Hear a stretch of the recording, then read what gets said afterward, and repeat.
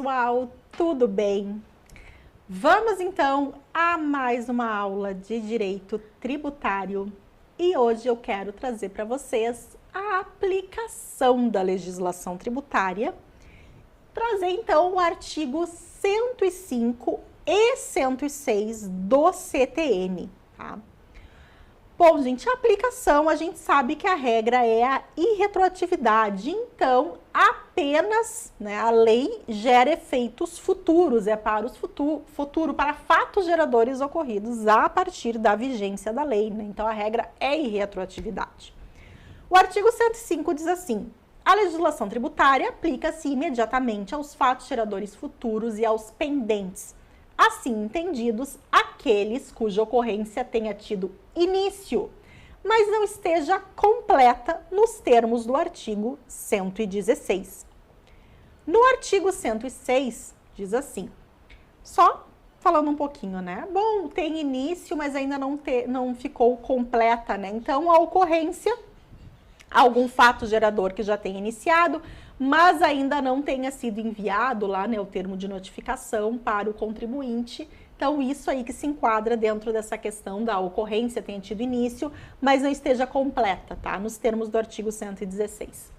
O artigo 106 diz assim: a lei aplica-se a ato ou fato pretérito. Então, aqui a gente vem falar sobre a exceção à irretroatividade, né? Porque a lei não retroage, mas pode retroagir.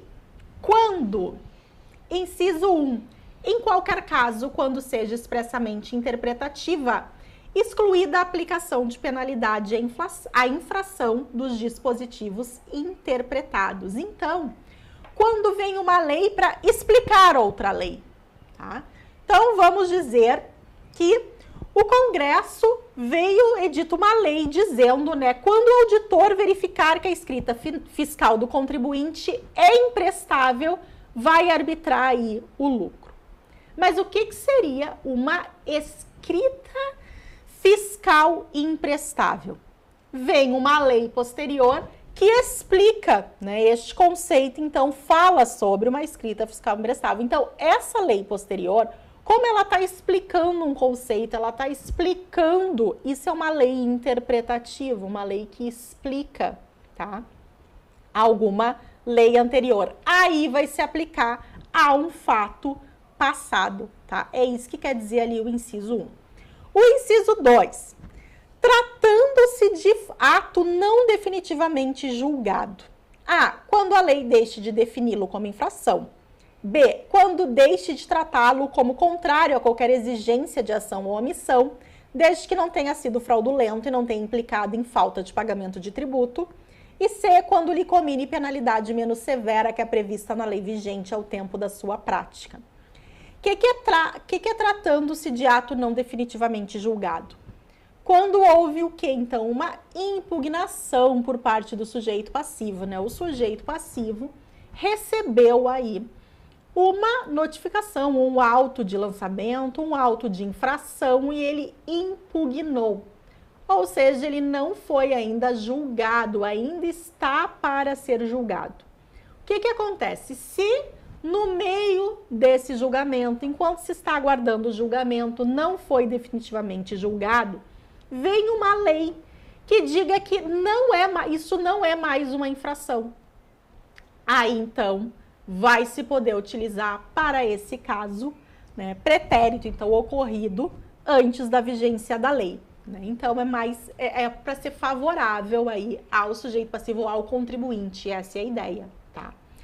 B, quando deixe de tratá-lo como contrário a qualquer exigência de ação ou omissão. Então, se o sujeito passivo recebeu uma multa, né, uma infração, por não ter cumprido uma obrigação acessória, porque exigência de ação ou omissão é alguma obrigação acessória. Então, agora vem uma lei que deixe de tratá-lo como contrário a alguma exigência.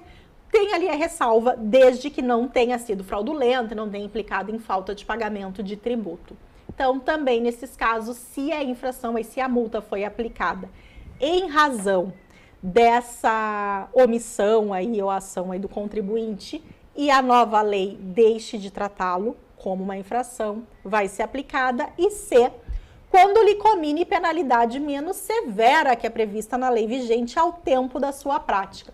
Então, ocorreu aí a prática, né? Então, simplesmente, vamos dizer, imposto de renda, tá? O contribuinte, ele não apresentou declaração de imposto de renda, mas ele auferiu uma renda naquele ano. Veio aí, então, né, o fisco federal, lavrou um auto de lançamento, mais a infração, então ele tem que pagar o imposto e tem que pagar a multa.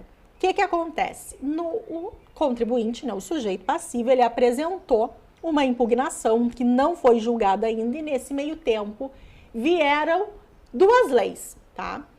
Uma lei reduziu a alíquota do imposto de renda a ser pago, e a segunda lei, ela reduziu a multa a ser paga. O que vai acontecer aqui? Em relação à multa, vai se aplicar essa lei, tá?